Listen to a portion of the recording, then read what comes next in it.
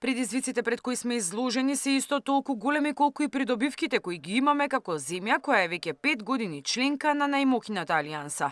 Важно е да се вложува во буџетот, да се разговара за регионалниот пристап и за она што е најпотребно на армијата. Министерот за одбрана во обраќање на трибината организирана од ветерани во одбраната порача дека токму во насока на модернизација и засилување на армијата е и огласот кој денеска е објавен за вработување на над 300 нови професионални војници. Мора паралелно да издвојуваме средства и за нашите капацитети, а паралелно и да се модернизираме. Согласно НАТО потребата, ние треба да издвојуваме 20% од нашиот буџет за модернизирање. И навистина оваа година ќе има доста проекти што ќе ги реализираме и затоа најголемиот буџет, средства во буџетот што ги имаме се токму за оваа намена. Јас сакам да ве информирам дека 32% од нашиот буџет во оваа година се директно одвоени за модернизација. И тоа ќе продолжи и во наредните години. Министерството објави и конкурс за 300 професионални војници.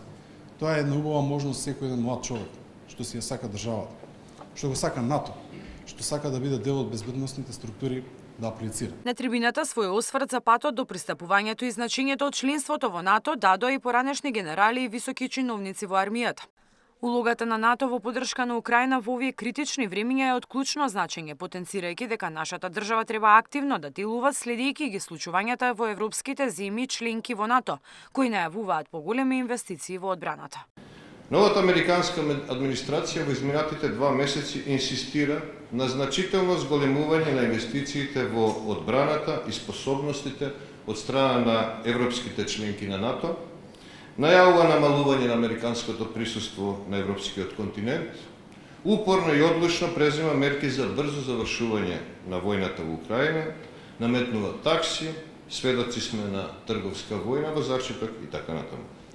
Се тоа случувања од кои од една страна предизвикуваат загриженост, но од друга страна бараат и иницираат акција.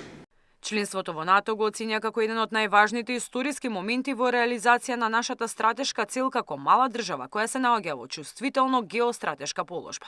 Ветераните оцења дека рамноправното учество во алијансата не само што е важно од безбедносно-политички аспект, туку тоа суштински се одразува на севкупниот живот на иднината на секој граѓанин и на идните генерации.